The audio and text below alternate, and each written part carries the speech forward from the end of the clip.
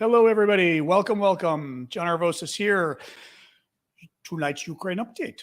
Hello, everyone. Thursday, August 4th, at least here in America. The dog is shaking in the background, so she's alive. How's everybody doing today? Gonna get my little TikTok mirrored. There we go.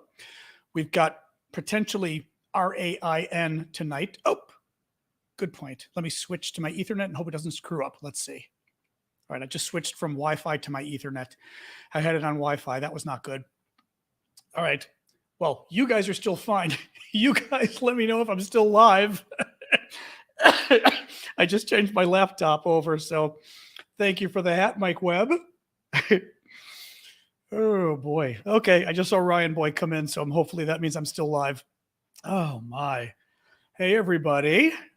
How's it going? You know, people said they were having a hard time the other day, El, as well. I don't know. All right. Thanks, Dharma. Yeah, they said they had a hard time getting into the live the other day. I'm just so popular. So, no, I have no idea. Oh, boy. Coughing up a laptop. I have, nope, not a new laptop, just a laptop. But any case, welcome, guys. I am John Arvosis. I'm here to give you your latest on Ukraine, the war. Mighty Twitchers are here. Lots of folks on TikTok, which is excellent. I'm going to jump right in. You know, we used to kind of wait for 5 minutes for folks to arrive. And then I thought, you know, kind of punishing you guys who get here on time. So let's jump right in. The folks who are late, we'll teach them a lesson, won't we? So anyway, just showered too. So I'm nice and clean for you all. So, the store is open, and I added some new t-shirts.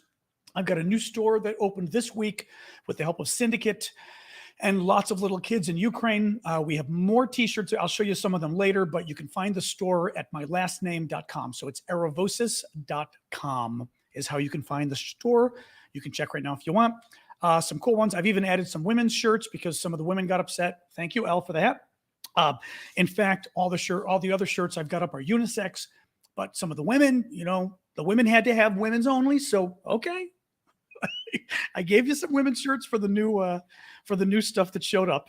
So let me jump right in. So Alex Jones, literally moments ago, Alex Jones, the American God, I don't know what we would call him. He's a conspiracy theorist with a very big following. It's very bad, actually, the kind of following this guy, taking some pills while I talk to you. Really big following, which is bad. Conspiracy, but I mean, over the top bombast. He's this big, overweight guy, and everything he says is like this. And he's screaming, but I mean, literally, everything he says is just over the top. And he was pushing for years the idea that and let me just suggest to you, if you're on live and about to take a pill, don't put it down on top of your notes because there's a good bet your pill is going to be white. I'm literally talking to you guys going like, where is the pill? All right, sorry, doing a quick little swallow. So Alex Jones, for years, was pushing the lie that the Sandy Hook massacre, which was the massacre in Connecticut. I mean, I know Sandy Hook, but I believe it's Connecticut, where it's funny, I'm mixing up my massacres now. In Texas, it was 19 kids and 2 teachers, and Sandy Hook was about the same number. Was it 19 or 21 children murdered there? Maybe somebody can Google while we're talking. It's around that. It is Connecticut. It was around that number, 19 or 21. In Sandy Hook, it was really bad because Sandy Hook, the children were all 5 and 6 year olds. 20 kids, 6 teachers. Thank you, ST. 20 kids, 6 teachers. All the kids were age 5 and age 6. Okay. This happened years ago, just to show you how sort of unmovable America is on the gun issue. Okay. We literally had small babes getting killed that long ago. In any case, Jones came out and claimed it was a false flag, that there were actors. I mean, basically, he claimed that the children weren't killed. I mean, he not only claimed the government was behind it, he claimed the kids weren't killed. Well, the families sued him I'm a lawyer. I haven't really seen, the case, but I'm going to guarantee that it was, well, may not take your guns, but somebody might take your children with their guns. So maybe it ought to make you think about it, Daniel. That's all I got to say. But yeah, so that's the deal. So the first case went through. I'm assuming they were suing him for intentional infliction of emotional distress, would be my guess. And the jury just came through $4 million to a judgment against Jones. He will surely appeal. I mean, there's guarantee he's going to appeal. And nonetheless, I'm not sure he's gonna do too well on it, but it literally just happened moments ago. This is the first of 3 lawsuits. So there's 2 other trials as well, or I should say the first verdict of 3. The other 2 might be going on simultaneously. I'm not sure, but I can't see him doing very well on appeal unless something just horrific happened in the trial. But anyway, breaking news, kind of a big story here in the States, $4 million for, which, isn't a bad idea. Now, I will say this finally, because I was watching yesterday about this too. He's declared bankruptcy, and they say he's trying to hide his money and all sorts of things. Actually, he already did, Poppy, declare bankruptcy. So, he's going to try to hide all this stuff. Let's see what happens. Brittany Griner, news on that front, the American basketball player with the Women's League who was arrested by the Russians as she was landing in Moscow. She was going there to play with, I thought it was St. Petersburg. Now I think it's Yekaterinburg. Thank you, Arifa, for the train. Or is it Yekaterinburg? I'm not going to pronounce it correctly, but I think that's the team she was playing for. And they arrested her in the airport. They claimed she had hashish on her, or hashish oil. She ended up confessing, though it's getting, it suddenly went from sunny to Surrender Dorothy out there. You guys, maybe you could tell. For you guys, it actually looks bright. It is a dark line of, it's not quite Surrender Dorothy, but it is a scary dark line of clouds. And if we're lucky, my dog won't find out, because as soon as she finds out, she flips out. She's terrified of storms. There aren't any warnings, so I guess I'm safe, but still kind of creepy. So in any case, Brittany Griner, the Moscow court sentenced her to 9 years in prison today. This is not a surprise. We should have expected this, because it's Russia and their criminal system is a joke. That's the first thing. Second of all, we should have expected it because Russia wants to negotiate. They want to trade Brittany and Paul Whelan, the other American they've got unjustly in jail, who's been there for years, actually. And they want to trade them for a murderer, a spy who murdered you guys corrected me last time. I thought it was Georgian and Chechen, Georgian. I'm going to go with Georgian. He was a Georgian official in exile, I think. Correct me if I'm wrong. But anyway, he was a government official in exile or abroad, at least in Europe. And the Russians had him killed with their secret spies or whatever, murdered him. Georgian. Thank you, Felix. He was a Georgian. The other person they want him traded with is a notorious arms dealer who's horrific. I mean, did they call him the Merchant of Death or something? I mean, it's really bad. So they needed to give her a nice stiff sentence so they could basically panic her family, who will panic Biden with an election coming up. It's all of this going on, but the Russians wanted to hit her hard so that they could, justify the trade. And frankly, Russia likes to play cat and mouse, likes to play with its food. This is what they've been doing with Germany, which I talked about yesterday. The games the Russians have been playing with the Germans, and the same thing they're doing with Brittany. So there's part of it which is just simply joy in tormenting, and somehow think about. And I say this because I think it's important as sort of understanding Russia, whether it's Brittany Griner, whether it's this conflict right now, whether it's understanding the Soviet Union and the Cold War. But look at what Putin did. I had shown you guys the picture the other day. I'll pull it up again as I'm talking to you. But only because since we get different people each day, I'm hopefully not repeating myself. I think this is the one. when Angela Merkel, the German chancellor, goes to meet Putin, and he brings his big, huge black dog that proceeds, here it is, his big, huge black dog into the room, knowing she is terrified of dogs, okay? He knows this, right? They know she's terrified of dogs. So, of course, he brings the dog into the room, and I'm going to lighten this up a little bit. Here we go, because it's kind of hard to see the dog. I'll do shadow. There we go. There we go. Now you can see. And of course, the dog immediately goes and puts its head in her lap, of course, looking for love. She is terrified of dogs. Look at her. I mean, the hands are closed tight. Mind you, this dog is an inch away from her hands. Okay, look at her face. Look at her lips. I mean, look at this position. Anybody who knows dogs, right? This dog is looking for love, probably, and she isn't giving it because she's terrified. If she weren't terrified, I mean, we know she is anyway. If she weren't terrified, excuse me, she would be petting the thing since it's an inch away. Her lips, I mean, this is what Putin does. That's Angela Merkel when she was Chancellor of Germany, the head of all Germany. And she goes to Moscow to meet Putin, and I believe it's their first meeting. And Putin decides, because he knows she's terrified of dogs, he decides to bring his dog into the room while she's basically trapped in a chair. And it's a huge dog. I mean, that dog looks like he's 50, 70 pounds. I mean, he's a big dog. Comes up to her in order to scare her. Alec, it doesn't matter why she's terrified of dogs. That's not really the point. I mean, think about it. That's not really the point of the story. If you're having a meeting with somebody as a head of state, and you know the person coming to you is terrified of dogs, you don't bring, 100 pounds. You don't bring your 100-pound dog into the room. You're doing that because you want to terrify this person. And in Putin's case, you want to terrify this woman. I think it absolutely was in part, she's a woman. And I'm with you. I would have walked out. I think he has done so many things like this. Like, didn't he make Macron wait 2 hours? You walk out. You get on a plane and you leave. Had he done that, you literally stand up and you look and you go, you know what?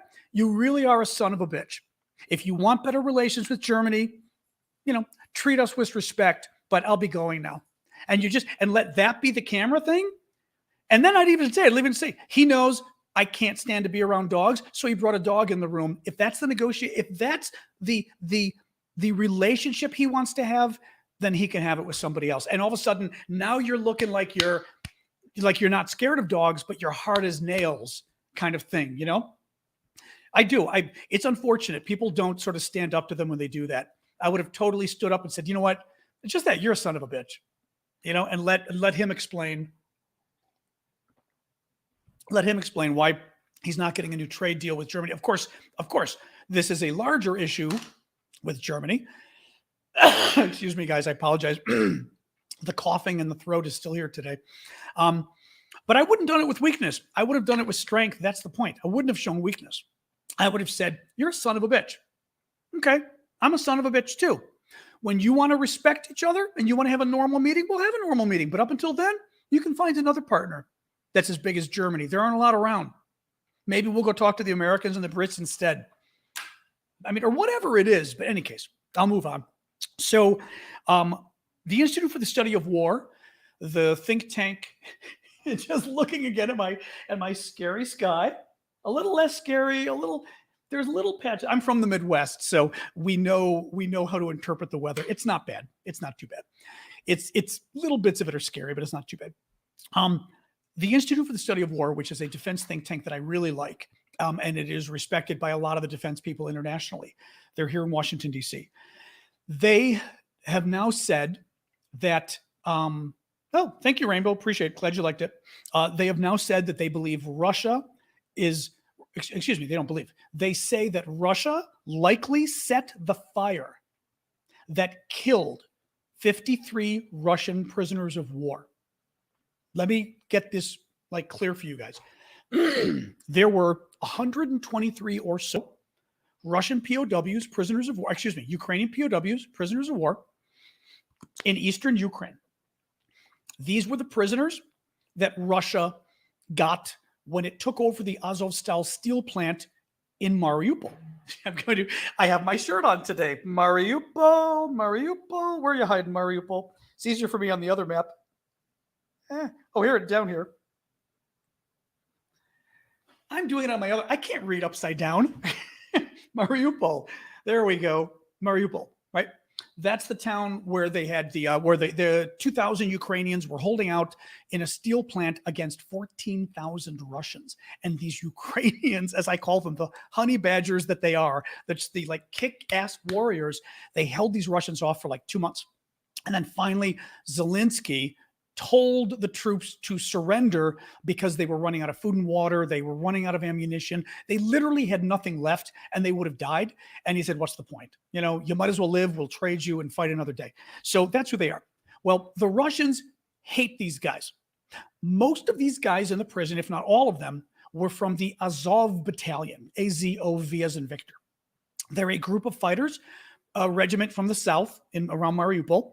And once upon a time, we're talking back in before 2014, they did have ties with far right extremists and even, you know, neo-Nazis, right? Pre-2014.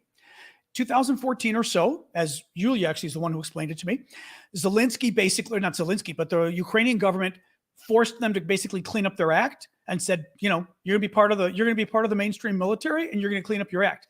They got rid of the extremist leadership. They got rid of their extremist members. Now they are just a regular part of the Ukrainian military. But the Russians, being Russians, basically, maybe they have a fixation on them, but they're also lying. Because remember, Putin had to prove that this was an NZ. I'm trying to use the word so we don't offend the censors here. It was an NZ takeover of Ukraine. Remember, he was coming in to take over the NZ government running the country, even though it was a Jew whose family died in the Holocaust running the country. So the Azov battalion, Putin can't admit that they're no longer, you know, far-right extremists because that doesn't help him sell his lie. So anyway, fast forward to now. The Russians had been saying that they were going to try these soldiers, that they were not even going to use them for prisoners exchanges. They were going to treat them as terrorists because they're extremists and whatever, right? They wouldn't even give them the Geneva Conventions, all this crap. Long story short, a couple days ago, the facility they're in, oh, that was thunder. All right, you know what? 1 second. I'm doing my dog a favor here. I'm putting on my fan on loud in the other room. 1 moment. There we go. Hopefully that isn't too late. Oh, I think she already heard. I put the fan on high because my mic is good enough that it shouldn't interfere with my mic. But let me know if it does. But it shouldn't interfere with my mic. But when I put the mic on high, the fan on high, it helps to knock out the noise for Sasha, but I already heard her moving around, so I think I may be screwed if she already heard the thunder. But yeah, do let me. Okay, it's fine. Okay, good. That's what I like about these mics. I mean, they're wonderful mics. This is a Shure mic. It's the mic that Joe Rogan uses, but I like it because it's a very good mic, but also it doesn't tend to pick up the noise around the room. So it's not, I mean, it's a very expensive setup between the mic. Yeah, SM7B. I think that's it actually. Yeah.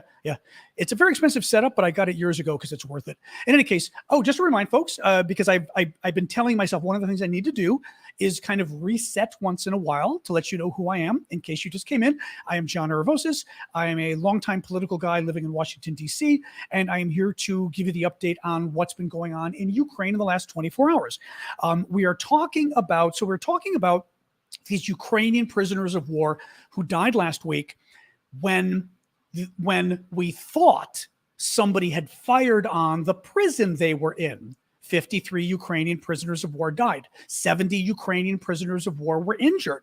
What we now believe is the Russians locked them all in, of course, because they're prisoners of war, left the building, because remember, I didn't mention this point. 53 prisoners of war die, 70 injured. How many Russian guards? How many Russian janitors for the place? Thank you, Arifa, for those. Right? How many Russians taking care of the facility got blown up along with the Ukrainians? 0. That was the first suspicion, people. I mean, it wasn't the first suspicion, but it was the first piece of evidence where people went, really? 123 people, 53 died, but not a single Russian running the prison? Well, what happened? It now looks like, and Institute for Study of War says it is likely the Russians set the building on fire while the POWs were trapped inside. They set it on fire. It was not blown up at all. The satellite, I'm going to read a little more from you now, just from Institute for the Study of War. Well, okay, the Ukrainians are saying that they've determined that the Wagner Group deliberately set the fire to the prison complex on July 28th. Institute for the Study of War says this report is consistent with the damage observable in the Russian provided video. So the Russians provided a video that basically proved. I keep getting creeped out because I'm looking at my TikTok, and on my TikTok, the clouds keep getting darker. I'll be fine. It's not that bad. I'm just laughing because literally I'm talking to you guys and I'm looking overhead at that cloud and I'm like, listen to this. Russia provided footage and commercial satellite imagery showing that the walls of the building were burned, but still standing, and did not reveal shell craters or other indicators consistent with an artillery strike. Institute for the Study of War previously reported that imagery from the site shows that the attack only damaged one building, did not collapse the walls of the building, and did not leave any shell craters in the vicinity, all very strongly suggesting that the destruction of the prison was the result of either a precision strike or an internally planted incendiary or explosive. I mean, obviously, we all assumed the Russians bombed the place. You know, there's always that 1% chance that the Ukrainians screwed up or something. Oh, Viceroy, you're leaving the building. Bye-bye. There's always that literally 1% chance, though I don't believe it. In this case, it's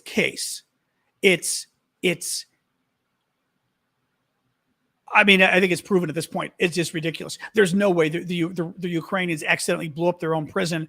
The other thing is the Russians still haven't let the Red Cross in. The Russians initially said they would let the Red Cross in, and now they say no. Now they're not no. They just won't let it happen. It's been days. They just won't let it happen. If the Russians were telling the truth, if the Ukrainians blew that prison up, the Russians would be buying the Red Cross first class tickets and getting them in the next hour, right? If it were me and I were committing genocide and the other guys did that, I would be like, you need to come here right now. I wouldn't say, of course you can come, and then be like, oh, there's no freaking way they're being allowed in. So the sanctions are working. Thank you, Louis, for the hat. The Russian car sales are down 75% in July from a year ago, according to it was the European Business Association, I believe. In other news, a German poll about nuclear power plants was a bit surprising. Hang on a sec. Good point, actually. Champion S mentioned that we keep saying, thank you, Uncle Crazy, for the heart. We keep saying 53 dead. But we can't confirm that because the Russians won't let anybody in, which means the number's probably higher. It probably is higher, right? Excuse me. So German poll. So the Germans decided to poll their citizens about how do they feel about nuclear power. Specifically, there are a number of nuclear plants in Germany going offline at the end of the year. And the government initially said they were not going to even consider keeping them open. But I think other people kind of said, I said, that seems kind of stupid. I'm hearing movement, which means she heard the thunder. Sasha, I know, I'm sorry. It's okay. Sorry. Yeah, she heard the thunder. She's here and she's whining in the kitchen. What do you do? My dog is terrified of this stuff, but I can hear she's like moving her feet and then making whiny noises. Sasha, come over here. You want to come here? Sorry, kid. All right, let me keep going. So the Russians have been cutting off the natural gas to Germany. We know this, okay? And they've cut them back. Initially, they cut them to 60% of the gas that they were providing through the pipeline, only 60%. Then they cut it to 40% going through. Then they cut it to 0 for a week and a half. I remember they claimed, it was routine maintenance on the pipeline that just so had to happen right now, right? And I was a little suspicious. Well, now, actually, that's a good point too. In about a second, I'm going to stop and take a quick break to give my dog her meds, which will help. Now the Russians have started up the gas again to only 20% of the gas. So the Germans are obviously worried. Most of Europe is convinced the Russians are going to cut them off in the fall. When in the winter, when the demand goes up significantly, because it's hot outside or cold outside. And in the summer, a lot of people don't have air conditioning. In the winter, everyone's got heating, and all of a sudden, demand for natural gas goes up significantly, right? So the Germans have been considering. Well, they've not been considering. The German government has not been considering whether they should keep these nuclear plants open, the ones that they're going to close at the end of the year. So somebody does a poll, and listen to the results of the poll. I've got actually the whole poll I posted on TikTok. 82% of Germans want to extend the nuclear plants. They want to extend them beyond, New Year's, beyond January 1st. 41% say to extend them even longer, meaning, in other words, let's just keep the plants in general. 41%, which for Germany being a very anti-nuclear country was considered very surprising. Only 15% of Germans said, let's not extend the lease on the plants at all. And now, again, we brought it up the other day, and we kind of had a discussion on whether nuclear energy does or doesn't make sense. I'm agnostic on it, but I am certainly intrigued at the fact that for Europe, it means you wouldn't have to get energy from Russia, but also when you're talking about climate change, somebody had pointed out apparently rightly that when you're mining for uranium in a mountainside, there's lots of environmental damage, and I guess there may be CO2 as well, probably from the mining equipment. But the actual power generation is incredibly clean, and much cleaner than gas. Obviously way cleaner than coal, but much cleaner than gas as well. So, all right, I'm going to give my dog a little pill because I forgot to do it, and frankly, I should have done it before the show. It's a little relaxing thing. If you guys don't mind, it'll be 30 seconds. But somebody just mentioned it, and I'm feeling really guilty that she did hear the thunder. Let me see. I think she's here hiding. Hey, get up there. Of course you're here. All right, let me get your. All right.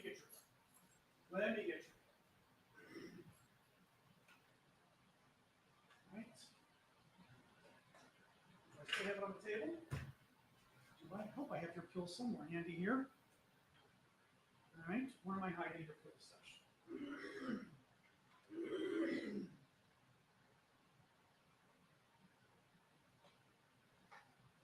Now I'm like, not here it is.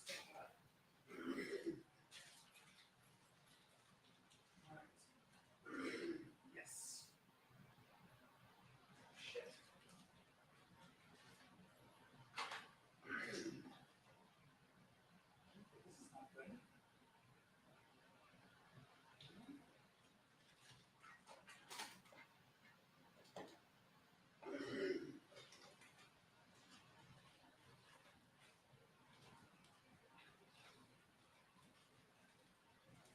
All right, sorry guys, 1 second. Of course, now I can't find her pills. I apologize, but dog comes first. Here we go. All right, here we go. All right. Yeah, I'm giving you half a pill. All right, here.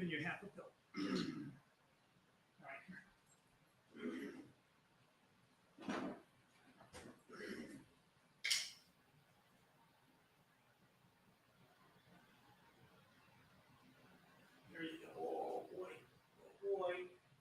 Very good. All right. There you go. All right. You go a bit of water, and then start again. And then I will let you. All right. Water here. You got water. Oh boy. All right. So you guys can see. So just so you all know, this is why we call ourselves the Sasha News Network. This is Sasha. She's terrified of storms. Okay, hon? All right. There you go. Okay. All right. I figured I'd let you guys say a quick hello at least. That's Sasha. So again, like I said, I apologize, but I feel bad because she does get freaked out. She gets really freaked out about the raid. So anyway, so the so the nuclear power thing surprised me, but I know there are debates about it, so I'm not going to call myself an expert on nuclear safety. But it certainly is interesting, Highmars. Oh, the Highmars train video. Oh, this is great. Okay, this one I'm going to try to show you guys I am in the process of trying to get the code that I need in order to beam both of you, because I've got TikTok here and I've got the rest of you over here, in order to beam you both at once. Oh, hello, Kharkiv. Привit. The Red Cross. Well, I know they haven't been very good with you guys. I mean, we typically, Americans, think the Red Cross is pretty good, but I know in Ukraine it's been really bad for what they've done to you guys. So I am not going to defend them at this point. Let me pull up this video.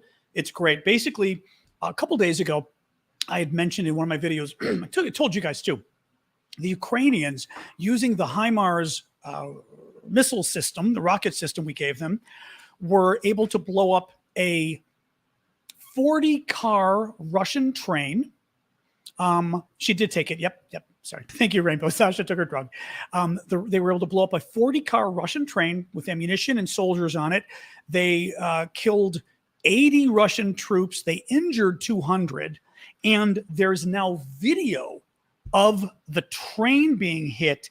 And it's very interesting because it makes clear that there was ammunition on the train. I am going to show you I'm going to try to show both of you because not much more I can do, but you should be able to get the sense of it. So you can hear it.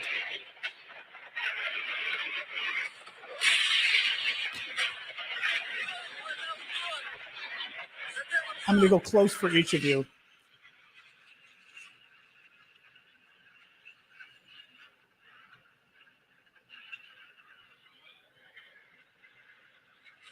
See, there's the secondary explosions, which basically are, you blow up a train and then the explosives on the train catch fire from the fire. So then they go off. So that's what's happening there. And this guy who's filming it, who all the military experts were saying, probably not in a good position this guy was. That one.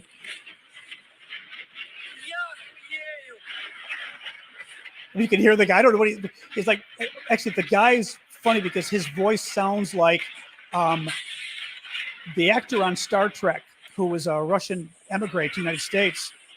Who, it's hard to see the video because it's exploding in the dark. It's basically stuff exploding in the dark.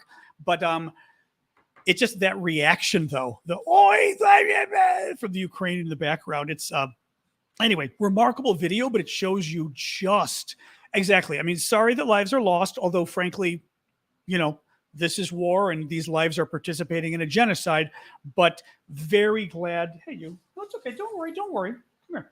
My dog is like hovering right behind me and I'm not sure what exactly. Chekhov, the guy that played Chekhov, and the poor guy, young American guy in the new Star Trek movies, played Chekhov, did a wonderful job. Born in Russia, I'm pretty sure, fluent in Russian, but American.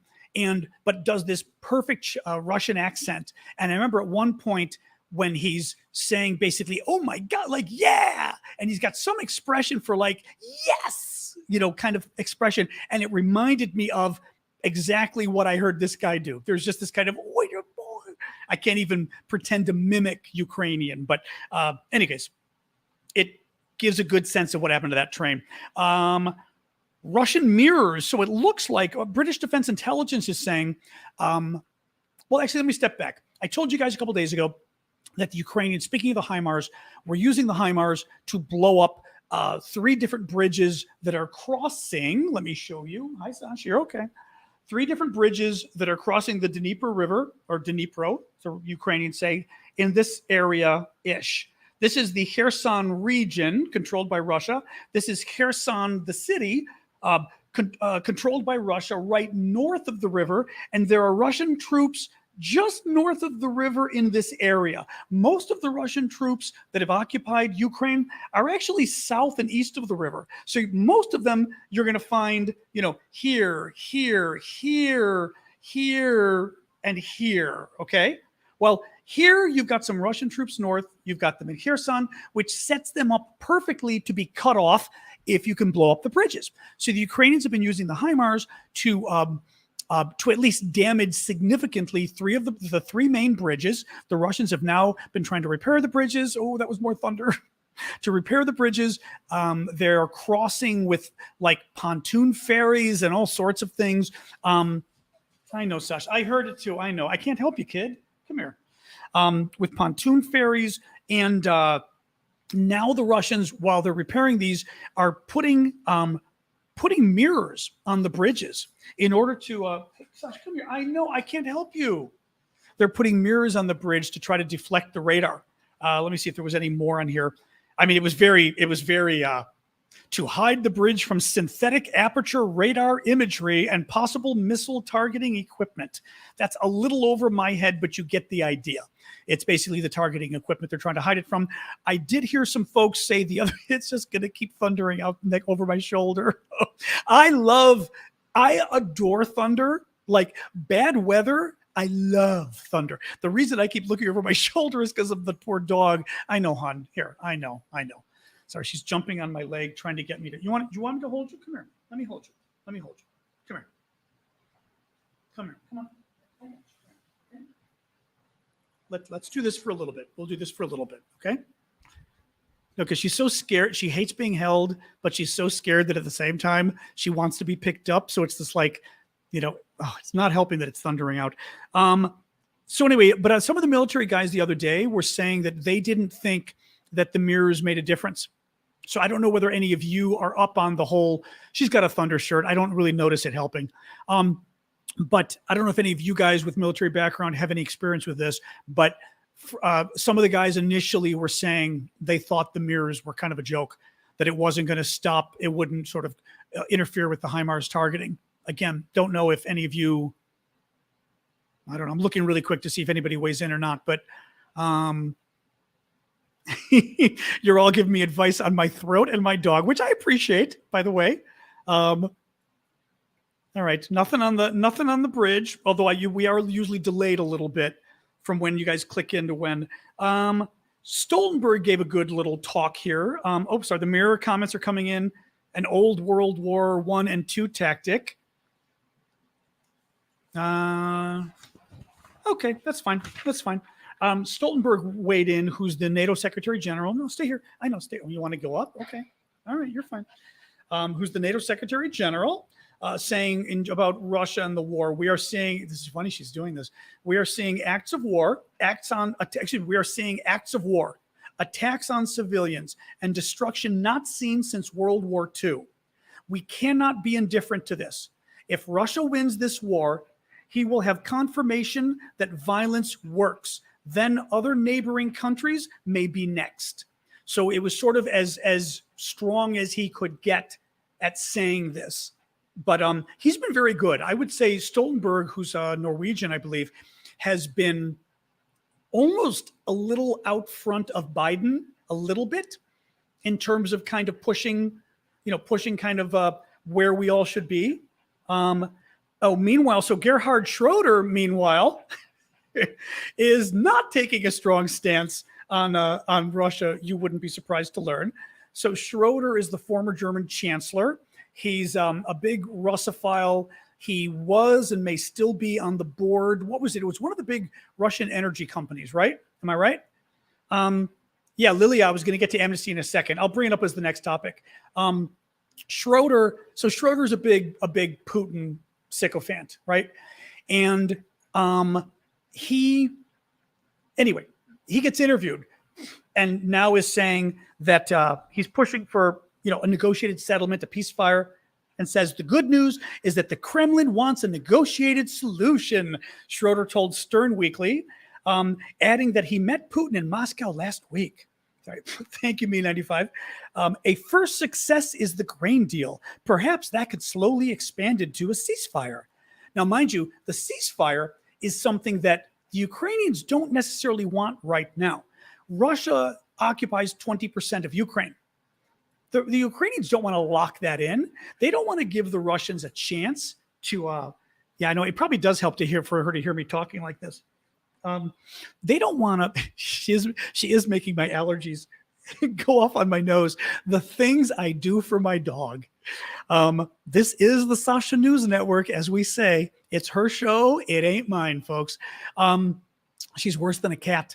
So I I got to go back to what I was saying with Schroeder. Oh yeah. So if you lock it in, what happens is you lock in the land where it is now, and the Russians get to dig in. The Russians get to bring in reinforcements who are well rested. The Russians get to build. They literally get to dig in physically. They improve their defensive positions, right? So you're making it that much easier for the Russians to hold the land by having a ceasefire right now. What the Ukrainians want, and I mean, this is just surmising, but what the Ukrainians want is they want to be able to have this counteroffensive, hopefully get some good chunks of land back, and then talk to the Russians from a position of more strength, where the Russians are being pushed back, and the Russians are basically fearful that they're going to get pushed back even further if they don't agree to something. Sorry, this is funny that she's giving me usually I don't get an allergic reaction, but then again, I usually don't hold the dog. Oh, this is good. She's licking my arm now, which is a good sign. It's dark out. It's not terrible. It's just, oh my God, Sasha, I'm dying here. Woo. Later today, we're going to get I'm going to take a little break for my allergy medicine, but I can't do it right now. She's still on my lap. Oh my God. So Schroeder is talking about a ceasefire, which is not a good idea. He's talking about giving Crimea to Russia. He compared it to Hong Kong. He says, I don't think we should do it for, I don't think we should give it to them for 100 years or anything. But so he's talking about basically giving Crimea away to Russia for 50 years or something like that, and then revisiting it later. This is the topic. He called for armed neutrality like Austria. Okay, hello, you want to go down? You can go down. Like Austria, and then suggested a Swiss cantonal model for Donbass. Now, you want to go down? I don't know well enough. I know Switzerland is broken into, I always forget, is it 4 or 5 cantons?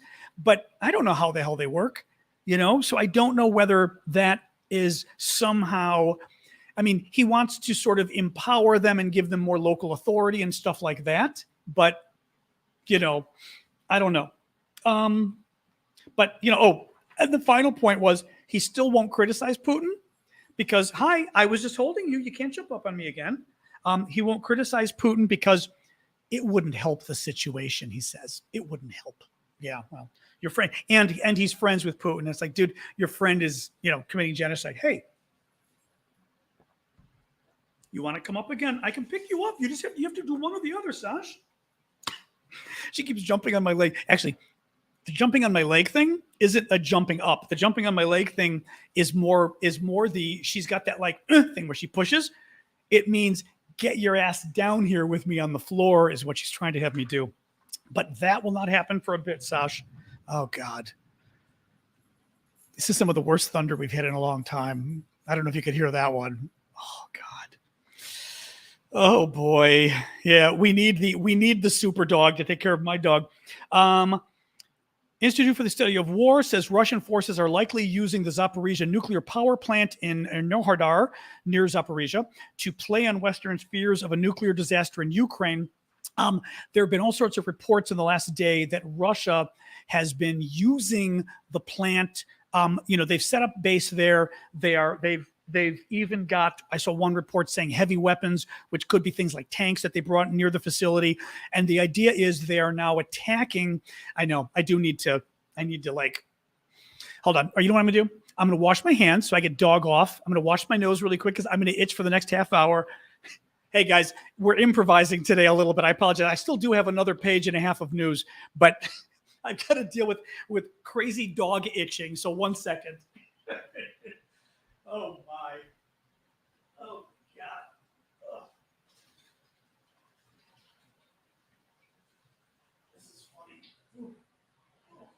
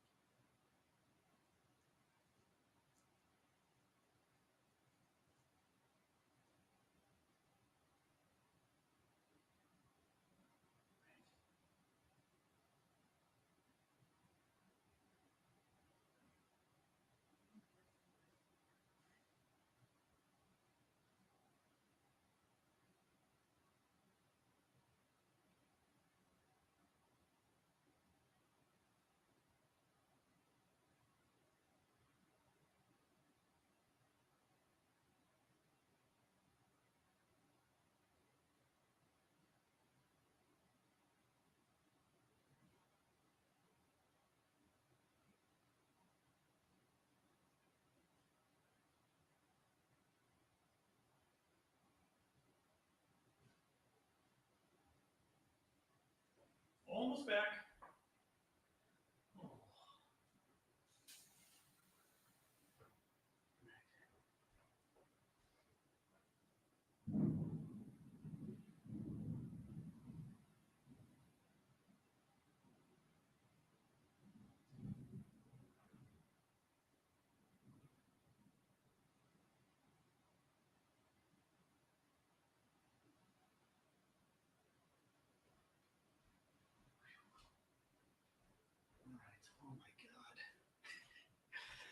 Oh gosh, folks, I'm sorry. Oh, at least it does my heart good that I've got the same number of people on TikTok. I hadn't looked at you guys yet, but the same number of people on TikTok as when I left. So thank you.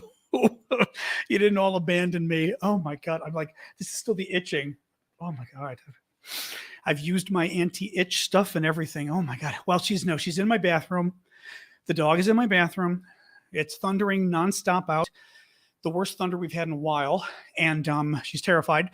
So I went and I grabbed a pile of laundry that I have, including like my sheets, my fitted sheets and my regular sheets that need to be washed, threw them all, because she's in the corner of my bathroom, threw them all around her in the corner, just went to get her water. And when I went back in there, she was already laying down, like looking out. So she at least has settled into my laundry, which is a good thing.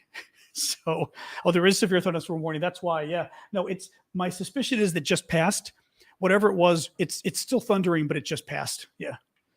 Whoo, exactly. Breathe slowly. Okay. Oh my gosh.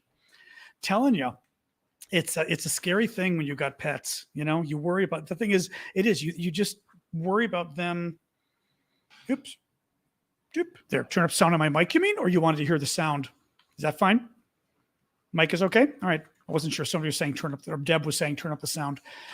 All right. Any case, so let's move on from shoulder. Yeah, so the nuclear plant. So the Russians have been bombing the Ukrainians from the nuclear plant, knowing the Ukrainians can't fire back at the nuclear plant, right? That they can't do it because they would, blow up a nuclear plant in their own country. And at the same time, the Europeans would kind of freak out if the Ukrainians blew up their own nuclear plant. The Institute for the Study of War is basically saying that we know the Russians are doing this on purpose, but it was actually a more interesting take that they had. Ooh, I'm still, like I said, I'm just itching my nose as I do this. Oh, I'm going to try to stop touching it. That the Russians are trying to create panic surrounding the plant. They're trying to just freak everybody out. Yeah, it's better now. They're trying to freak the Europeans out so that they worry that, oh my God, maybe the Ukrainians will fight back. Oh my God, we don't know. It's not just that they're doing this so that the Ukrainians can't blow up where the weapons are coming from. They're using it to provoke fear among the Europeans that maybe the Ukrainians will fire back. Thank you, Flower Lady, right? And blow up the plant. Maybe the Russians will have an accident with their weapons and blow up the plant.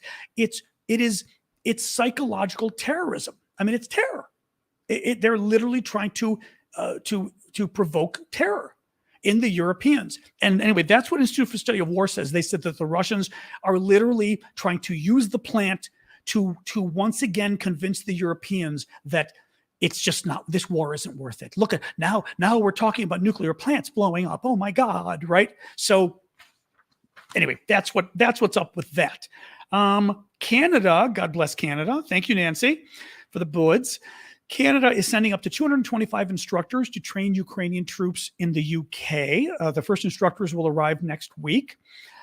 Turkey, it was announced by the Turkish defense minister that 3 ships carrying grain are leaving Ukrainian ports on August 5th, which is tomorrow. He said that an empty ship is expected to head to Ukraine after an inspection in Istanbul.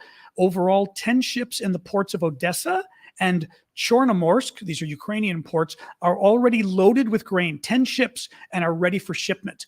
So this is great news. This is the deal that was worked out between the United Nations, the Russians, the Turks, and the Ukrainians to let grain start to flow again. So kind of a big deal. Yes, the Amnesty International, thank you, forgot about that, Sorry about that. I was holding my dog, so I was Lilia, so I wasn't able to.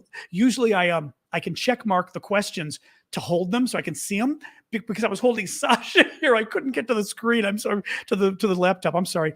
So Lilia says, she brings up an issue. Well, okay. Ironically, it was the next issue on my list, but nonetheless, I should have gotten to it earlier because you brought that up there.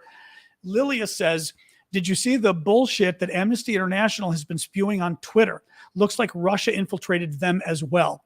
I did not see what they did on Twitter. I did see the reporting on the report they put out. Amnesty either put out a report or an analysis or whatever.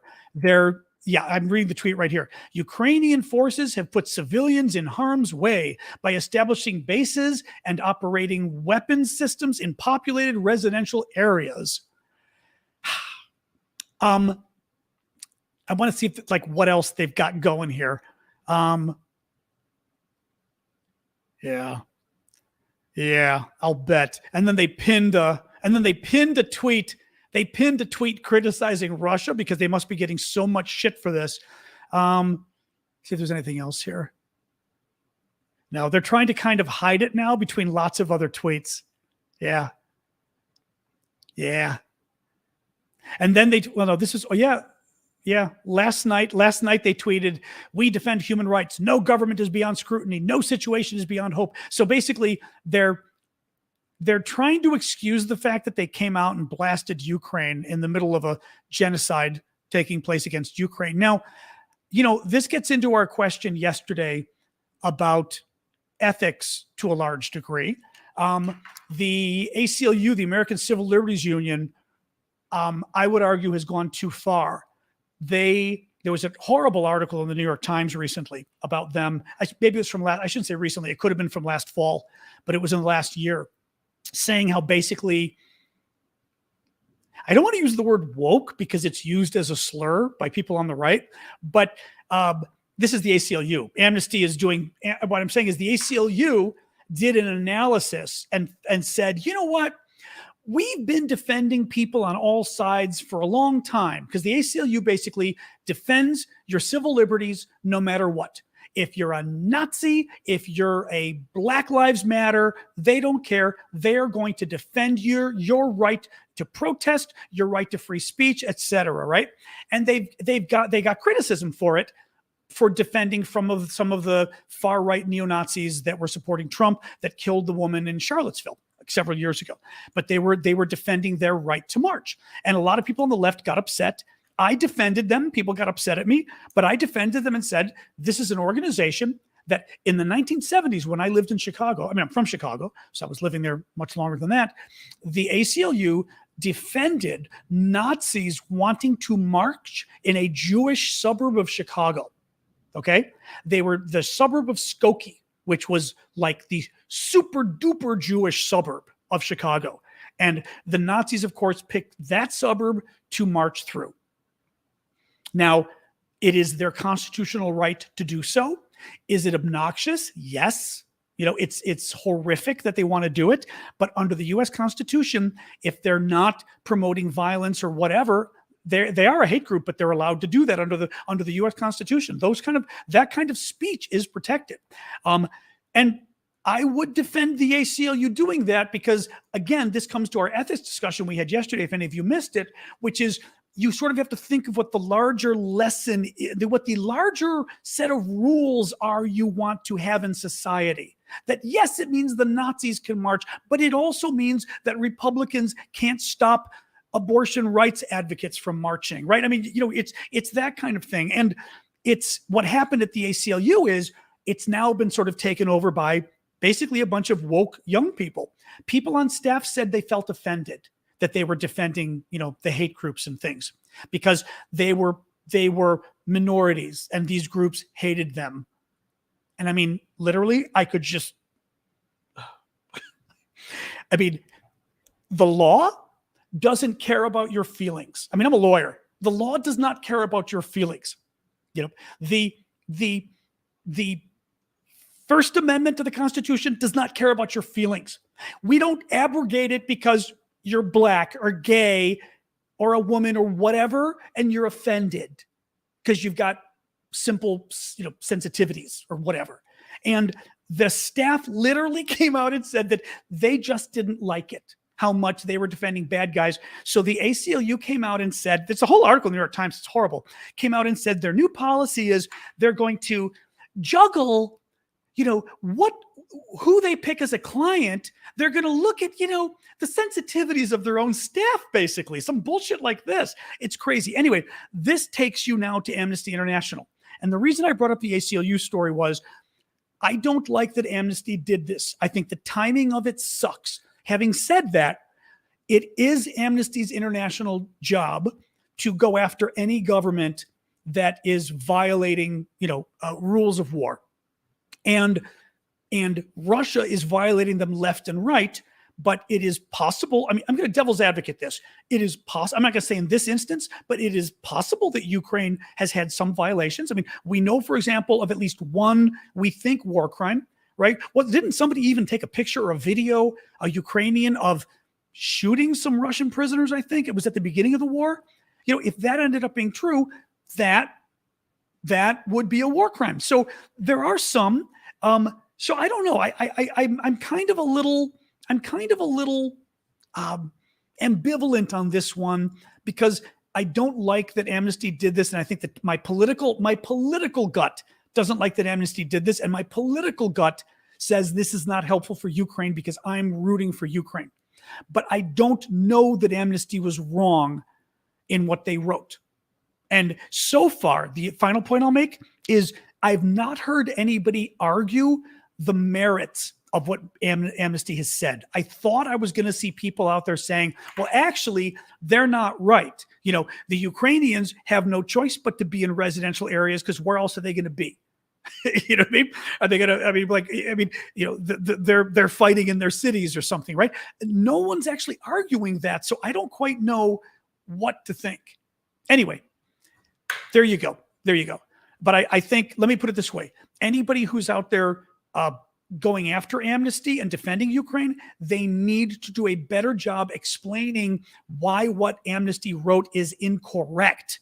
Because unfortunately, you've got to defend Amnesty's right to say the truth about war crimes or breaking the rules of war, putting civilians at risk, etc. They've got to be. Thanks, Ian. No, I appreciate it. The only thing is, as I said, Amnesty could be wrong, though, and maybe this is because I was brought up as a lawyer, and it's also the way I approach issues. I want them to be wrong on the substance. I don't want them to be wrong because, as much as I would love Amnesty to not go after Ukraine right now, that's not their job. It's not their job to pick sides. It's my job to pick sides. It's your job to pick sides. But Amnesty needs to prove the case, obviously. Yep. I mean, that's saying, all ears, if Amnesty can back it up. Amnesty needs to prove the case, and the Ukrainians need to explain why Amnesty's wrong. So there you go.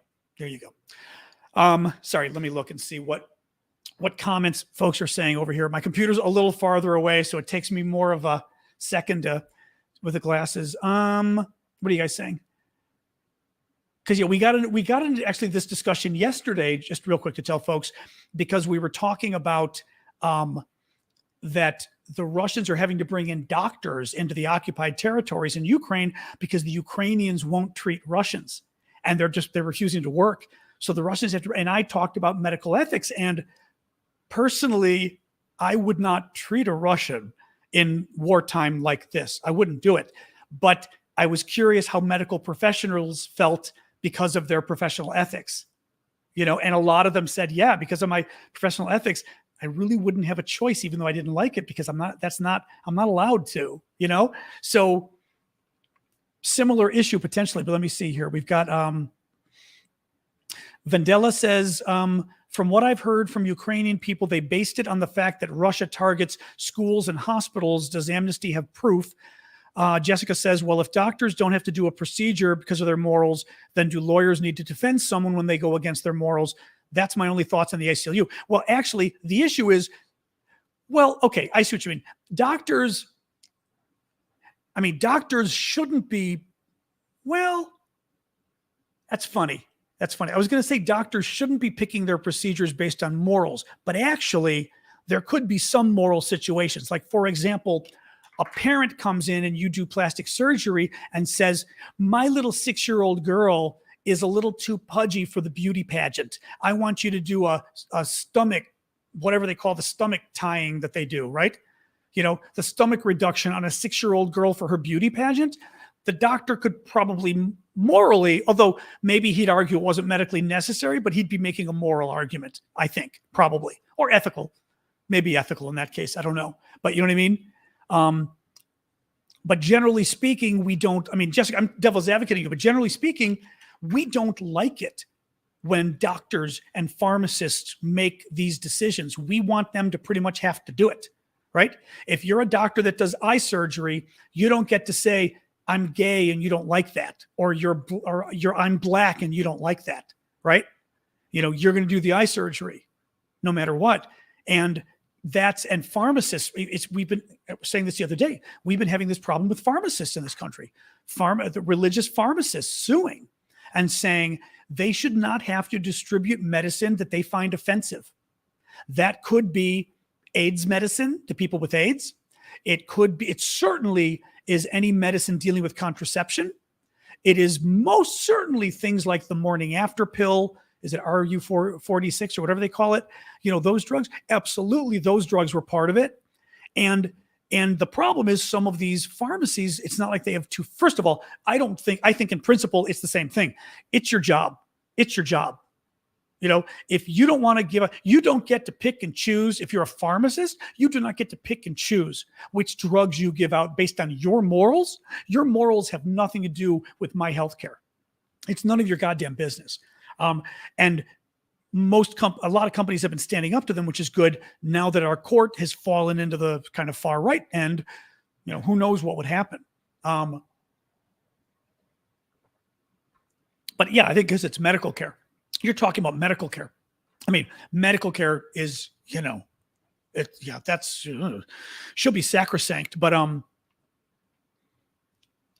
interesting. Yeah. See, Julie's saying, I'm a registered nurse. And if I were there in Ukraine, I would feel obligated to treat anyone based on an injury. Yeah, that's the thing. And I understand that, but I don't understand it. I mean, I appreciate it, but I don't get it. Because I feel like it's not different in wartime, first of all, because the rules are the rules, no matter what. But, you know, anyway, let me pull up. I see there was another chat question that actually might have even popped up when I was away with Sasha or doing my allergies. Let me scroll up here and see. One moment here. Sorry about that. I do appreciate the super chat questions. But actually, this is one advantage of them because I see a little marker at the top of the screen that lets me know there was a super chat question. So at least it let me know. So now I'm scrolling up to find it. Otherwise, I can read it, but I wanted to post it. I like to post the question so everybody else can see them too. Okay, nope. All right, one more time. Maybe it was at the very bottom of my screen. One moment. It's gold colored. Gold. There be gold. Oh, I guess it was a new question. Was it a new question? Yes, it was a new question from Craig. Hey, Craig. Jeremy Corbyn. Oh, we love Jeremy Corbyn. Jeremy Corbyn, former Labour leader in the UK, the head of the sort of left-wing politics, lunatic, socialist. My guess is would be very happy if the Soviet Union won the Cold War. Jeremy Corbyn also called on the West to stop supplying weapons to Ukraine and to instead focus on peace negotiations. It's dangerously naive. Well, in his case, he's not naive at all. He's not naive. He's doing Putin's bidding. I mean, he's not naive. He loves Russia, and he probably loves the Soviet Union. I mean, he's your typical old school socialist. They loved the Soviet Union, these guys. And when I say socialist, I mean, we're talking old school. We're not talking Francois Mitterrand. You know, we're talking the 1970s extremist types that were enthralled with the Soviet Union, you know, the American Communist Party, that kind of crazy stuff. Yeah, I mean, it's what I talked about earlier. Like, first of all, having a ceasefire just isn't really helpful right now. Second of all, if you cut off arms to Ukraine, Russia's still going to have their arms. So how does that stop? That doesn't stop the war. It stops the war by letting Russia kill Ukraine and eliminate it off the map. So that would be my first response would be, wait, we cut off it's not like if we cut off the weapons to all sides, you might have an argument, except the problem is you're still freezing. The problem with this, a couple of problems here. One, we are not dealing with a he said, she said, right? We're not dealing with a situation where, it's so complicated. You did something, but you did something too. And I'm just not sure what the real story is in the middle, right?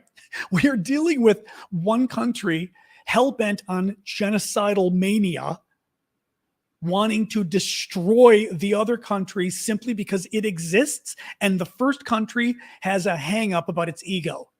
It has an inferiority complex that is expressed via a superiority complex.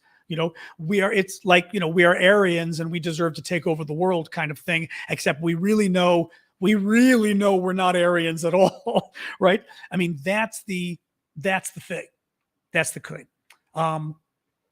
Yeah, I got a haircut a while ago. My hair just changes each day. It just does what it wants. Sorry, that was a comment. I was responding to a comment on TikTok. But I don't even know how I went off on this. In any case, enough of that. Let's that was my last thing. Oh, was it? That was my last issue anyway. That I had my last news point anyway. So we jump into the questions. Let me pull up my question thing here. Well, they're inferior and they're losing, but they also feel superior. It's a very weird, I really do. I feel like there's a weird, I don't know what it would be in psychology, but it's not the Dunning-Kruger thing or whatever it is. Isn't that what it is? We're like I always forget which one that is, whether it's the inferior people think they're superior or whatever, but it's the very fact that a lot goes wrong in Russia. And a lot's been going wrong in Russia for several hundred years. That very fact makes them act out. It makes them respond by breastbeating and talking about how great they are. I think maybe it is little man syndrome, but it's a weird. It's a I don't even know. It reminds me of my dog, I guess, to a degree, where like she will bark at She'll bark at other dogs on the street and stuff. Like if the owner pulls the dog back, she'll bark at him. And with her, it's a preemptive bark. She's not actually being mean. I always tell the owner too, I'm like, oh, if you let them meet, she'll be great. She just does this. The dog comes to meet her, she sniffs, wags the tail, they get along fine. But if she senses something bad, it's this preemptive bark. Even though I don't know in the end whether she would attack or whether she would bark and then hide behind me, right? And there's anyway, it's a dissonance because it absolutely is this inferiority, superiority complex. I think I really do. And frankly, it reminds me a little bit of China too, not to use the C word. I don't like to use the C word on TikTok. But because when we were studying China in graduate school at Georgetown, master's in international relations, basically, and foreign service school, it's called. One of the things we kept being told was how, the Chinese have been here for 5,000 years and they know it. They know they've got the oldest, most cultured government in country and or country at least, and nothing we say can sway them because they don't care about outside opinion and they don't care about the West and this kind of stuff, right? Like we won't be able to influence them because they've always been inside. I'm going back 30 years with what I studied, but this kind of thing. And at the time I was like, okay, you say that, but then why is it whenever we look the wrong way, China freaks out? China, Pelosi going to Taiwan. Oh my God, hair on fire. What's that wonderful Madeline Kahn? Flames. They just hair on fire every time you look at them the wrong way. And to me, that's not a country that is so insulated. After 5 years, they've developed this thick skin where the outside world doesn't matter to them. That's incredible insecurity talking. Anyway, it's just for me. And I'm not a China expert, but in studying China in graduate school, a few classes on it, it always struck me as a push me, pull you situation. I mean, there was just a weird two sides to the picture thing, Oh yeah, loved her, but the flames. I mean, Madeline Kahn, amazing American actress, died from cancer years ago. Hilarious comedian. Too very sad. Oh, what else we got here? Oh, actually, we're almost done for today. I forgot to mention too. I was forgetting it today too. Basically, I did a moderator purge yesterday afternoon, but it wasn't really a purge. I'd been basically collecting too many moderators, and I was called out on it because, especially on TikTok, we need more moderators because it gets to be such a zoo sometimes with the Russians. YouTube, not as much, but we even did have a YouTube day once a week or two ago where we didn't have any mods, and I had to appoint a couple of you guys extra. And then same thing happened on TikTok a few times in the last few weeks where I had to just pick new people. Well, we ended up having way too many people, and it's not good for sort of information security, meaning if I've got too many people who kind of have the keys to my TikTok, and not my TikTok, but to this, and the keys to this, somebody hacks them and then we're in trouble, So I had to go through and kind of winnow back to a reasonable number.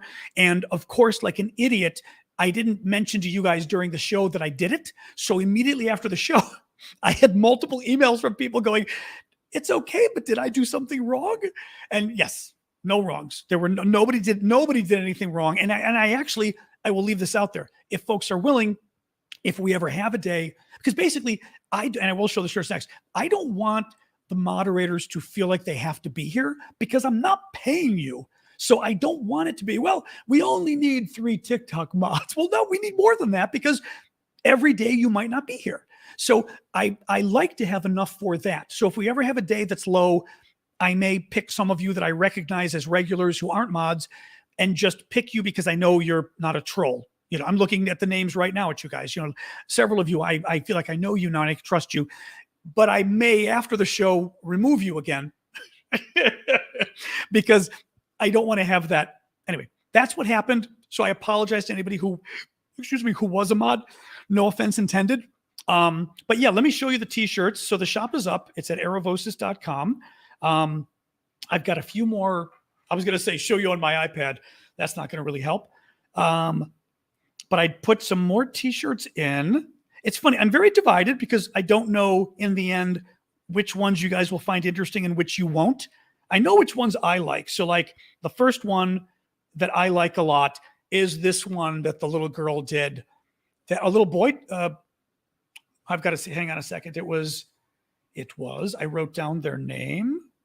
Oop, come on. Oh, it's not letting me. Here we go. Oh, this is Vladislav, 10th grade.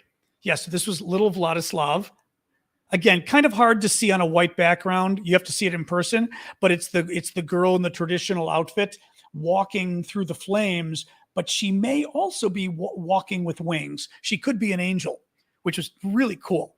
I'm just going to show you the new ones for today. So 2 new ones I put. This one, I'm still not convinced it works, but maybe it works. But one of you I remember went, "Oh my God, I want this one." This one, I'll show you the picture and then I'll tell you. This is the one that says basically an angel is guarding over you to the troops. And she drew an angel.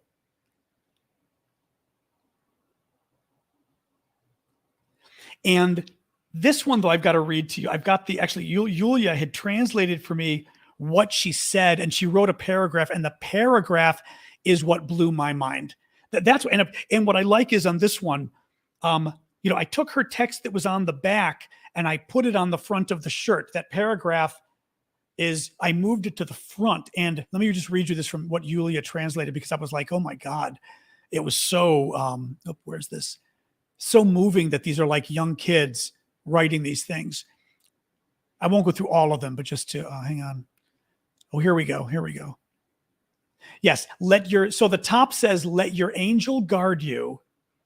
So yes, "Let your angel guard you." And the next line says, "Thank you." Oh, the thing at the bottom right says, "Thank you, warrior." Then the long paragraph says, "Dear soldier, I want to wish you patience, health, and victory. Thank you from the bottom of my heart for the peace. I wish you a fast return home. With all my respect, Lisa, a student of the 7th grade in Zhimotir region." I mean, some of these are just the sweetest things. The other one that I just put up that I actually really like, this one. This one, because of the colors on it, I was able to do a transparent shirt. And what that means is it's not going to print white on the shirt. And you'll see when I show you the black why that matters. So actually, this is the woman's cut shirt. You'll see right there how it's going to basically make it look like the little hearts she drew. Oh, sorry, Netlin, thank you. The little hearts she drew look like they're standing on their own, which is kind of neat. It says, this one I really love. It says Slava Ukraina at the top. So you guys see like the little freestanding hearts, and then Slava Ukraini at the top, glory to Ukraine. And it's neat because she's got 2 swans, which are the national bird of Ukraine, and they stand for peace, among other things, in front of the sunflower, the national flower of Ukraine. And in the sky are flying a bunch of angels flying over them. So like God, I guess, is looking out for us.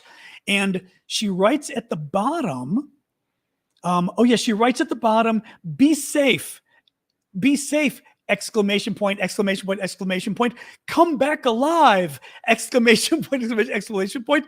And her name is Yana, from grade 5. She's a 5th grader. This one I think is gorgeous. I'm gonna order this one myself. And I want to show you the black version of this one. The black version of this one is really cool. Yeah, I mean, again, it's, but I mean, look at how that shows up in black. To me, I'm like, that's my t-shirt. I like this one too because I feel like it's kind of unisex. To me, that doesn't feel too girly, I mean, as a guy, we care about these things, right? I think in black, it's even better. And okay, you can see in black because I made it transparent and got rid of the white. You can see how everything stands out because I got rid of the white background. But it only works with some color shirts. Her shirt really worked out because the white was perfect in the outside where all those hearts were was white. I didn't do a V-neck, so we'll have to wait for next week for that. But I love it in black. I'm gonna buy the guy. I'm gonna pull up the guy's version really quick. I'm gonna get the guy's version in black. And as I said, it's funny the way they do it. The shirt is crumpled in black so that it's not as bright. It doesn't look as bright. But I like that in black. I think that's a cool. Like I said, to me, I would wear that. I will wear that. I'm going to buy it. I don't think it's true. I do worry about like feminine clothes. I don't like feminine clothes for me. You can buy them in my store. It's erevosis.com, mylastname.com. I won't show you the other ones. You can go and see the rest. I haven't finished it because literally that one took me a good part of half the day to do, easily 4 hours, maybe 6 hours to do, because you're constantly editing and going back. And I mean, editing these images, it's kind of hard because since they're kids' drawings, I want them to look rustic, but then you put it on the shirt and you start to see weird lines and things. So you've got to take the image and edit it again. And it's this ongoing thing. But good evening in Ukraine, Alex. Nice to see you. But anyway, yeah. So you can find them at my shop. It's mylastname.com. I will write it here. That's a URL I bought years ago. Though we are the only Erevosis, so it's not like there was a lot of competition. But erevosis.com and check them out. It's I'm again, several of them I'm like, we'll see. I mean, I'm also be able to sort of winnow it down. If certain ones don't sell at all, I'll remove them. The ones that people like, I'll sell more, but several of them, I love doing this anyway. Like I love photo editing. I love this kind of aspect of work. It's so much fun and so interesting because also you're taking the drawing, you're trying to increase the saturation a little because on a t-shirt, you want it to pop a little bit more. And it's really an interesting, it's astounding on the black. Yeah, no, that's what I think. That one, I'm getting the guy's version. I'm going to get a couple of versions. Now, I will say the best stores the best stores have, oh, didn't you see, Alex? Yes, did you see my t-shirt? I bought this one. I bought from Amazon. and get this, Alex. My sister had bought it for me first in blue, and because it's such a good map, I put it on board and I use it for the show. This is my map for the show. But it's actually, I mean, sorry, we'll wait for NetLin's thing to go. It's actually a very good map of Ukraine. I mean, look at this. Like, the detail is pretty good. For most of the topics we talk, we were talking about the bombing of Vinnytsia, and what do you know? Vinnytsia is on the map. So, like, it's been a very good map for, I want to make my own map at some point as well that we can sell, but it's been a really good map for, and it's fun because I like to wear my Ukraine colors. I know, well, I bought, because I already have the blue and yellow, I got the red to get a different color, even though I know these colors are like the Soviet Union, but I like the red. So, I have the blue and yellow on the board there. I know. I don't blame you for disliking red, although red is my favorite color. Red is my favorite color, and it's the color that looks best on me, even though I know we don't like the genocidal red people. I agree with you. Yeah, you have to wait for a V-neck. I can look for a V-neck. Well, the V-necks, I've got to look and see. It's very difficult. I mean, we're at the point of the show where we just hang out now. We're not doing politics anymore, but it's tough to figure out which shirts people like. And I have been jumping around. It's the site is represent.com. They're very good. I mean, this stuff looks really, hopefully, knock on wood, hopefully it's going to be really good. But I've looked at their top shops, and most of their top shops, including sites for women, pick the unisex shirt as the shirt they have in their shop. So I have been using unisex as well for the first couple images I put up. Now I threw in a woman's shirt as well. You're going to laugh. Oh, gracias, Javier. No, es muy simpático. Gracias. Somebody from Uruguay, hola, apoyo a los ucranianos, pero ¿dónde estás tú? Just curious where he's hailing from. Inspired woman, I'm definitely interested. What I had told folks the other day was I just want to be careful that folks don't feel offended, because it's always possible I'll see it and think, I don't think it works for the shop. Ah, pero vivo en Iowa. Oh, no, pero ¿de dónde eres? Originalmente? Or normalmente eres americano or gringo? That's the only thing. I would love it. I just, as long as you aren't offended if I simply, email me my last name at Gmail. But as long as you aren't offended if I look and say, you know what, it's great, I just don't think it's going to work. Because that's the one thing I feel bad with this kind of stuff. I don't want people busting their butts for stuff that I go,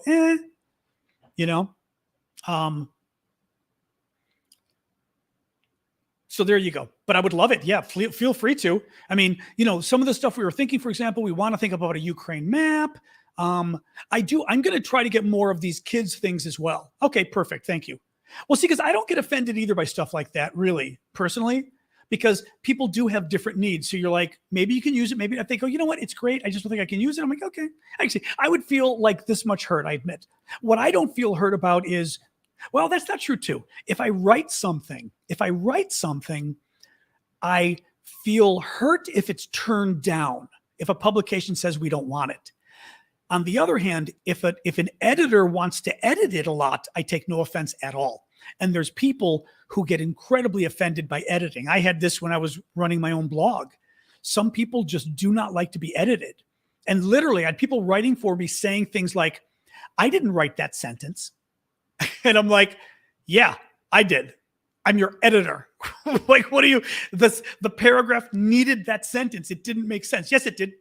Okay, I hear you, but it needed it. Trust me. Did it change the meaning? No. Okay, then, but I never argued with an editor unless it literally was like, I think it changes the meaning. Here's why. And I would explain to them. And I always, I pretty much always got my editor to change it back, because I would only get them on something that I thought changed the meaning, that it changed the meaning. You know, if they killed a good sentence that I thought was very poetic, I don't argue about it. You know, I don't get wedded to my sentences. But yeah, you know, it's kind of a funny thing. But in any case, good editors are huge, because it's true. A good editor takes your piece and makes it so much better. And you're like, oh yeah. And that's what always amazed me, was a good editor where they actually did edit, and I went, God, this is so much better. And then I must admit, I almost felt guilty the first time. Like, I'd written for The Economist. I got like, I don't know, maybe 4 pieces published in The Economist. I don't know exactly. And because I was working as a freelancer, and the first piece, I wrote it, but she did edit a decent amount, and I felt a little guilty because you start to feel like, did I write it fully?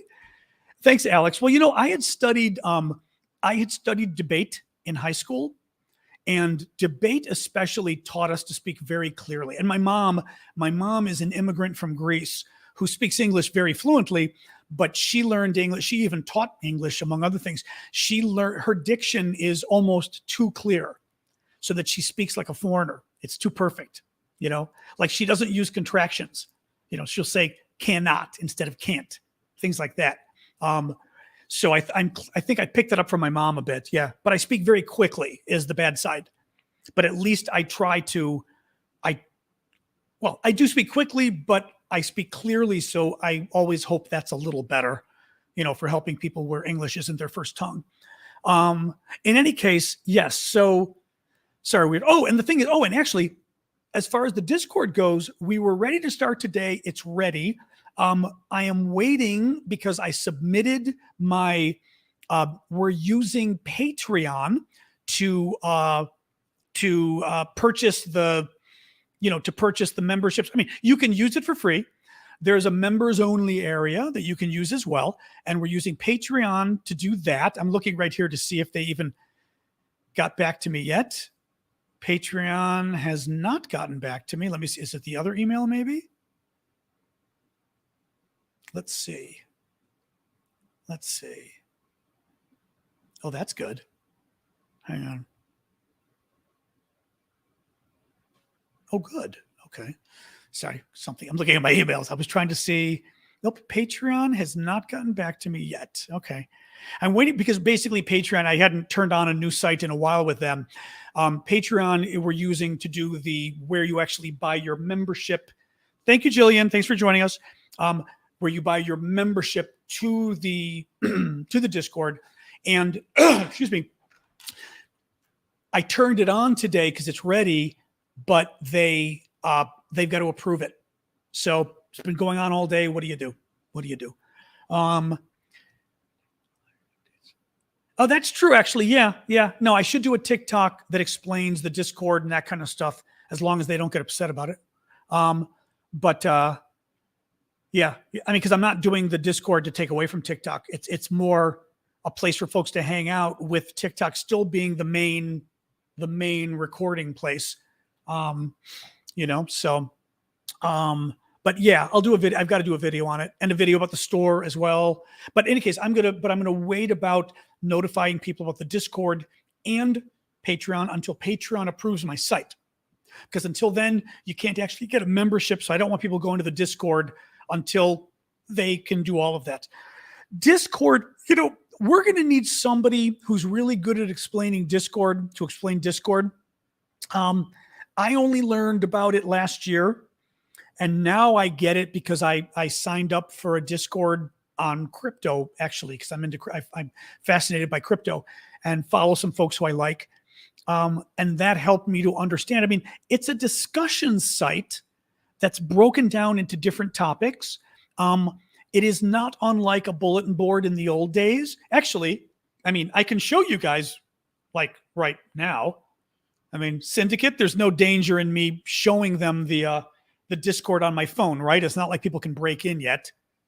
I'm assuming, right? I'm going to wait for Syndicate to answer me on YouTube because I don't want it turned on yet for everybody until Patreon works. Okay, let me show them because I want it on at once. So we make sure it's actually working. So yeah, I will show you guys Discord so you can see. So Discord. So I mean, this is the Erevosis Discord. All right, I mean, sort of a simple thing. You can look and see. I know we got some thing on the screen. The top thing says TikTok info, blah, blah, blah, welcome. Who am I? Discord rules. Okay, you see the very top there says welcome. Who am I? Discord rules. Well, you hit the who am I, scroll up, and there's several paragraphs about who am I. Now, at the bottom of the paragraph, actually, Syndicate, we want to make sure of this. At the bottom of the paragraph, it has the agreeing to the rules, but we don't put the rules on until the next page. So shouldn't they be agreeing to the rules on that page? Or is it both pages?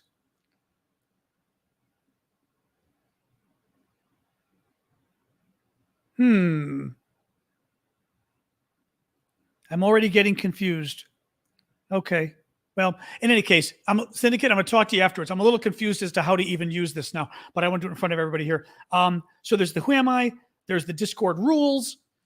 And because, you got to have rules for these things. It's, as I said, rules make for a happy server because you got to have rules, obviously. It's just people know what to expect, but it also lets people know, some of the obvious and some of the less obvious. And then you've got to agree to the rules. And again, I'm going to talk to Syndicate afterwards really quick before he goes to bed about that. It's got two sections, a VIP section and a regular section. The VIP is for people who pay. And it's going to have sections like Ask John Anything. So it's a section where you can pose questions to me directly. There's also just other chat topics, dogs topics, everything else. But basically, if folks want to have their own area, and most importantly, there is an auction. I will do one of the auctions on eBay, and the other auction I'm going to do on our Discord, but it will be for people who are members. Just because I want to give something as a benefit for membership, whereas the eBay thing, public at large.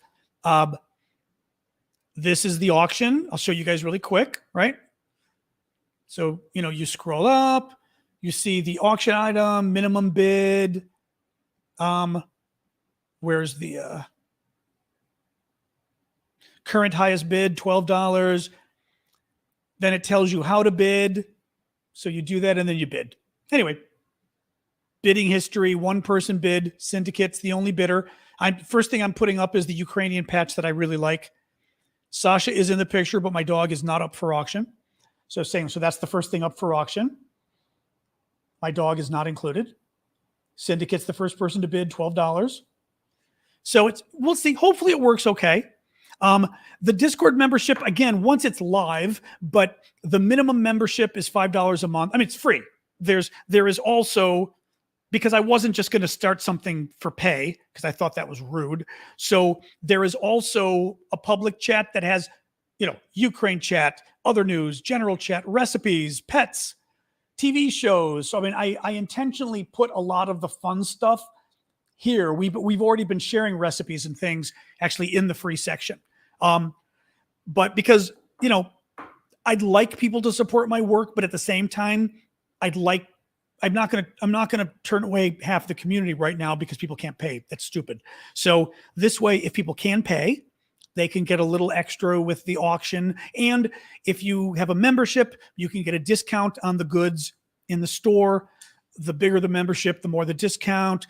There's also some other things, So it's going to be released as soon as I'm waiting to hear back from Patreon.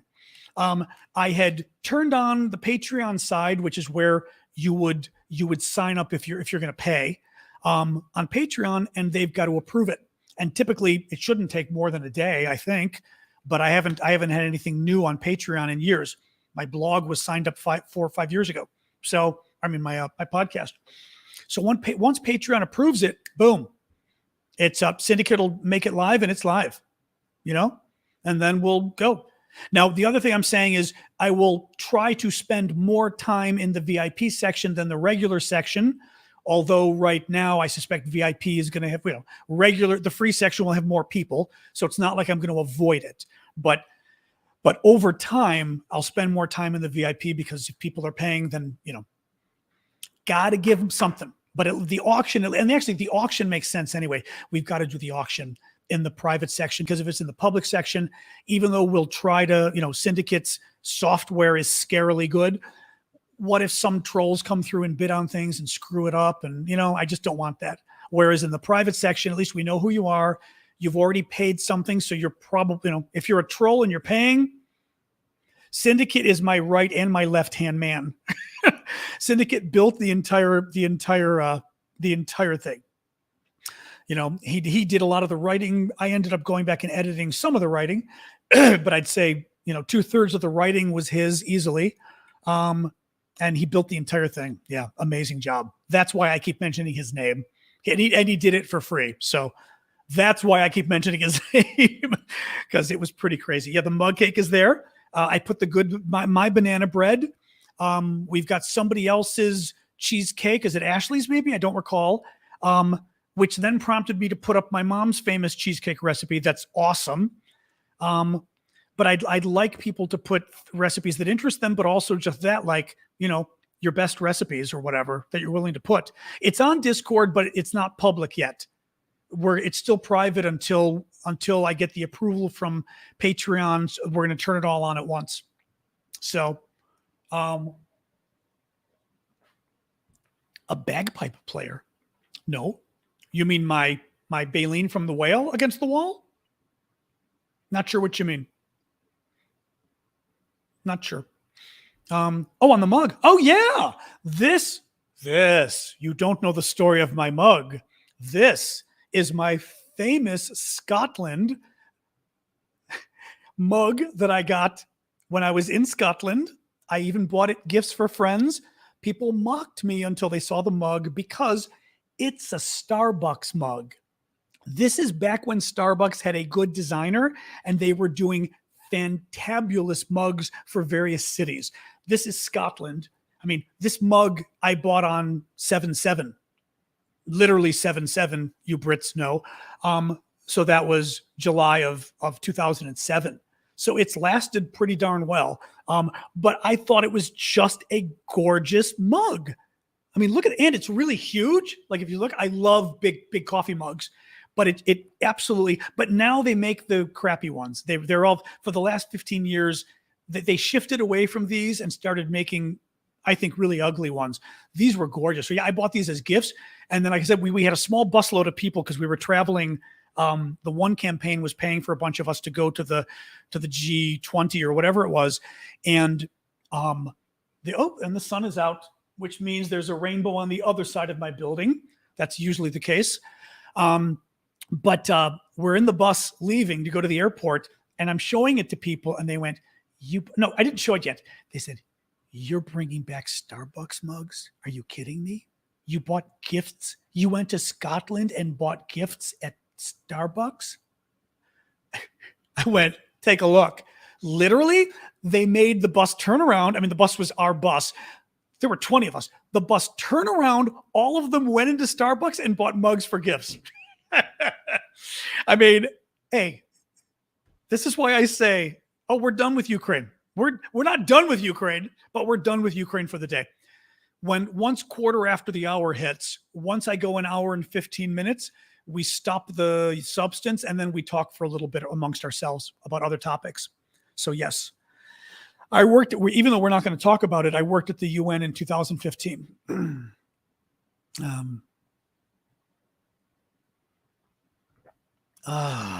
Boy. Anyway, it's very cool. Yeah, it's a very cool mug.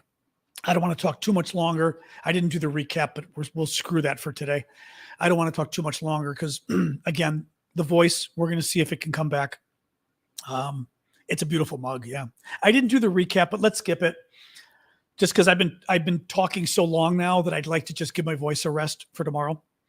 Yeah, let me go because I also want to message Syndicate about one or two things that I was noticing when I was pulling up the auction.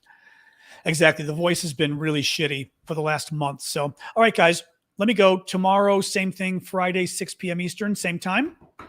Thank you all for joining us. Thank you for the moderators. I'm going to go rescue my dog and try to convince her. Actually, the way I save my dog is if I bring her downstairs for a walk. Yeah, the rain is over. If I bring her down for a walk, then she suddenly forgets she's terrified about the rain. And then she's okay. Thank you, Ashley. And then comes back in and she's okay. But yeah, don't mention the UN. They're on the other phone. All right. Bye, everybody. Thank you. This was fun tonight. And go to my shop. Go to my shop, Aravosis.com. All right. Thank you, guys.